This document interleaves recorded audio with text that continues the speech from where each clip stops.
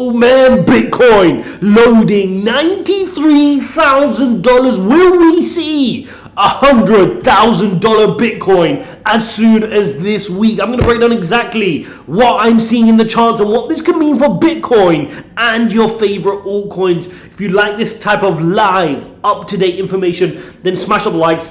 Do not forget to subscribe. We've got to kick off with the geopolitical news today, which is that, of course, the tensions are rising between Russia and Ukraine, with Putin even claiming he may be prepared to use his nuclear weapons. That's seen that the US market has kind of, which was initially green, rotated into the red on this news. That being said, Bitcoin 2.65% up here today. But more important than that, the candle we are forming is very, very important. I'm going to break down exactly why that is the case. Again, if you guys actively want to trade with me, if you want to start trading, you can do so using Bybit, BitGet, Mexi. Those are exchanges which I use. I've left the link in the description for you guys to check out. Get yourself set up, get yourself funded in the account, and start trading. This is the market. What are you waiting for, right? What are you waiting for? When you see Bitcoin price action doing this, why are you sat on the sidelines? 17% week, followed by another 11% week. This week so far, 3.44%.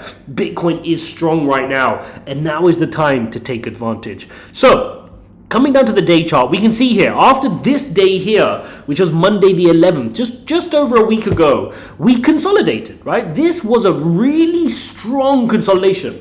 Normally you'd have a downward consolidation, right? Like a pennant pattern forming. Bitcoin here is so bullish post the election that even its consolidation was in an uptrend. Even this consolidation was in an uptrend. Normally you would see consolidation, kind of, you have your move, you see a consolidation, and then you see it continue. No, in this case, Bitcoin consolidated even in an upward trend. Now, this daily candle today is particularly interesting, not just because it's moving like this in light of what's going on in terms of the geopolitical tensions with Russia, Ukraine, but also the fact that this daily candle is the highest daily candle close we are close to having today. And that's going to be important. This daily candle closes in 6.3 hours at the time of recording this video. Of course, check that by the time you're watching this video. But we need this daily candle to close somewhere where it's at. If you look at the previous highest daily candle close we've had a close of 91.070. We've had a close here of 96.07. So really, it's 91.070 is the highest daily candle close we have. Now, of course, we've wicked higher. I mean, look at this candle on that Wednesday last week after the election. We wicked as high as 93.4. But the daily candle close is a very important phenomenon, okay? You need this daily candle close. It shows that we've broken out of this trend. Let me show you this another way. Let's jump down into here. Let's bring out my little drawings, and I'm going to drop you down to the 4-hourly chart. Look at this. We're breaking out, right? This was the upwards consolidation pattern. Now, these rising wedges do have a high probability of falling to the downside. They normally show that Bitcoin's kind of getting a little bit tired and it wants to curl over. But Bitcoin's breaking out. It's shown strength here a couple of candlesticks ago, and it's decided that it wants to break. It wants to break higher. It wants to then come back down and retest and then head higher. So if we look at the 4-hourly candles, which I'm showing you, you can see we've got some candle closes here. See this dotted line? Look how it's just above. So this previous candle close high on the 4-hourly candles shows a 4-hourly candle close of 92.759. We're at 92.9 now. We're higher than that 4-hourly candle close right now. So if we can finish the day off, if we can finish this 4-hourly candle in the next 2.5 hours above that level, thumbs up, fantastic, really good strong candle. And maybe by the time I've uploaded this, we've got that candle close. But then, switching up to the daily candle, I want to see this daily candle close well above these candles. And it looks like, to all intents and purposes, we're going to do that. Of course, there is a risk you can wick down like this, but it looks like we're strong here on Bitcoin, and that's really, really important. Now, with today's strong day, we have seen a negative rotation away from some altcoins. We've seen altcoins cool down a little bit. Are we to be worried? No, not particularly. We're seeing Bitcoin, like I said time and time again, even well before this rally, I said Bitcoin needs to do its thing. Very normal. Bitcoin runs, altcoins respond. Bitcoin runs again, altcoin responds. Bitcoin has to set the ceiling for which the altcoins can follow behind, right? So far, Bitcoin on this candlestick ran up here as high as 93.5, so the market got excited. Now altcoins know they can respond. If Bitcoin now goes for its next leg up towards 100,000, altcoins will then know they will respond. So Bitcoin dominance clearly today is having a strong candlestick in favor of Bitcoin. More money is flowing into Bitcoin today than they are into altcoins. If I show you this with total 3, this is the daily candle we've got here. We're break even. It's not that money has flown out of altcoins today. This is your total 3, which excludes Bitcoin, Ethereum. It's just that no new money really has flown in today. It's a fairly flat day here for total 3. Now, in contrast, if you take the total crypto market cap, that's gone up today. It's gone up 37.8 billion or 1%. Right? Again, a lot of this is Bitcoin. This is Bitcoin led. This is a Bitcoin dominant led day today. Now, another thing I wanted to pick up was, and I tweeted this, so make sure you go check out my Twitter at ReallyJaws1, was some comments that BlackRock made. BlackRock shared some comments, and there was one of their analysts that said on CNBC, I think it was, he said that Bitcoin is not a risk-on asset, and he made the argument that Bitcoin is a risky asset, but it's not necessarily a risk-on asset. And I responded to that. And this is something I responded to in a video years ago now, at least 2 years ago. I'll see if I can dig it out for you guys, where I explained that my thesis on Bitcoin is that Bitcoin is a hybrid asset. It's got a duality about it, where it's clearly correlated to risk on. You can't argue it. Just look at the charts.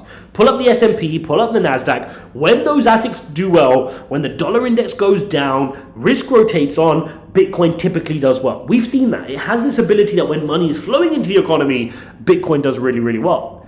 But equally, it has defensive store of value characteristics as well. In other words, when we've seen the COVID pandemic, when we've seen geopolitical issues, when we saw the Russia-Ukraine war, we've seen strength in Bitcoin. So Bitcoin, when it needs to, during periods of adversity, acts like a defensive type asset class, but then when risk is on, it moves as powerfully as your best risk on assets, which is why I believe Bitcoin is the best asset class that has ever existed, right? And that's my viewpoint on how it moves. So a lot of people making the argument here is, is it a risk on asset? Is it not? For me, when the markets are moving, Bitcoin moves a multiple of the market, like you're seeing here today. When the market is excited with Trump, Bitcoin's much more excited.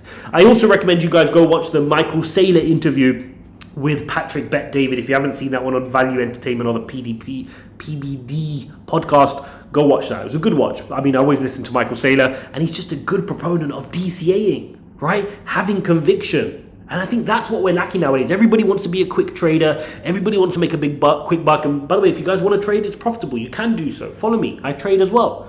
But in terms of Bitcoin, I just want to accumulate as much as possible, right? A lot of my trading profits, my day-to-day altcoin trading profits, I'm rotating into Bitcoin for a long-term store of wealth. It's better than being in fiat currency. I don't want fiat currency. And I think the world is coming to understand that. And I think sometimes with us being in first world countries, maybe in the UK, Canada, Australia, the US watching this video, maybe you don't feel it as much. But if you were in a Pakistan, a Nigeria, a Venezuela, one of these countries, you would understand the importance of protecting your hard-earned money in light of horrific inflation. I mean, even the Western, more economically developed countries suffered bouts of tremendous inflation, and we felt it, let alone these third world countries which have seen much, much worse inflation. Fiat currency is a problem. People want to take ownership of their money. They want Bitcoin. The US now has a pro-Bitcoin leadership team, and that should enable a good recipe of success, not just here in the short term leading to the end of the year, but for 2025,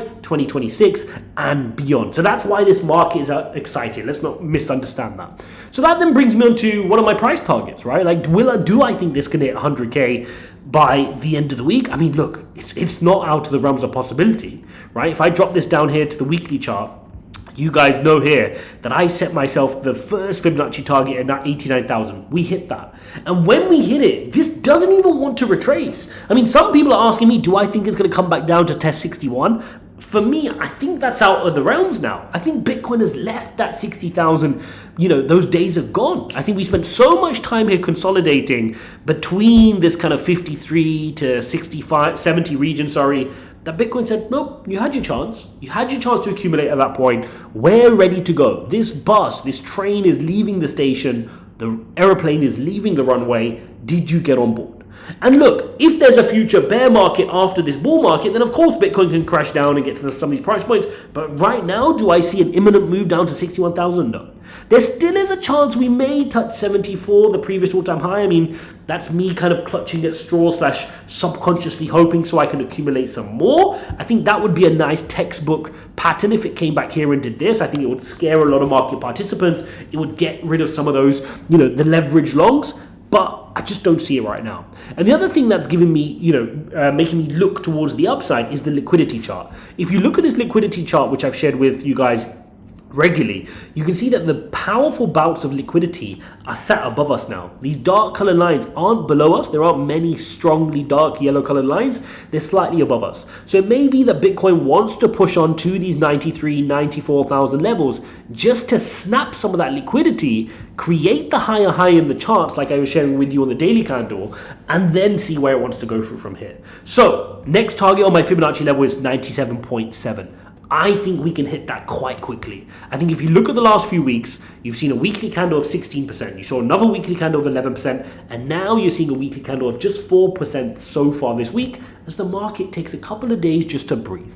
I would not be surprised to see Wednesday, Thursday, and Friday finish off powerfully. I think people have realized they want to get into Bitcoin, and even they're remembering that, hang on, just getting in less than $100,000 may just be insane. I mean, that you may look back now in 10 years time from now and say, just buying anything less than $100,000 was insane. You may look at that as we look at now, somebody who bought Bitcoin at 15,000, 10,000 like we were doing here on this channel, right? That's how good some of those entries will be, because look, the supply is limited, and that's the thing with Bitcoin. You're not just going to print more. If every single millionaire out there in the world today just wanted one Bitcoin, there's not enough. So the thesis around Bitcoin reaching multi-trillion market caps, I mean, we're already at a couple of trillion, but to reach that 8 trillion, 9 trillion level really sits around the fact that Bitcoin doesn't even need to be the best asset class in the world at that point. It just needs to be on the radar of the big money. And if it's on the radar of the big money such that every millionaire, deca-millionaire, 100 millionaire, and the billionaires just go, hang on, hey, wealth advisor, just go give me 1 to 2% exposure to this thing called Bitcoins, will you? It's not enough at that point. And I think that's the journey we're going on now, where there are Bitcoin spot ETFs, there are Ethereum spot ETFs, wealth managers are now accepting Bitcoin, and there's not enough to go around. And when that realization starts to hit, there's a simple equation that happens, right? Supply versus demand. There's a supply shock. There's not enough to go around. Price goes up. So exciting times here for Bitcoin, moving strong despite some of the geopolitical fears. Now up 3.1% on the day, 93.3. Very, very powerful move here as we're recording this video. Very, very strong candle. I mean, let's just drop this down to the hourly candle. Big candle. Looks like we're going to get that daily candle close like I just explained to you in this video, which is fantastic. Clear this resistance and onwards and upwards we go to some more exciting price points. I don't think it'll be long before we're knocking the door down on 100,000, and then the altcoin next burst up starts to get exciting.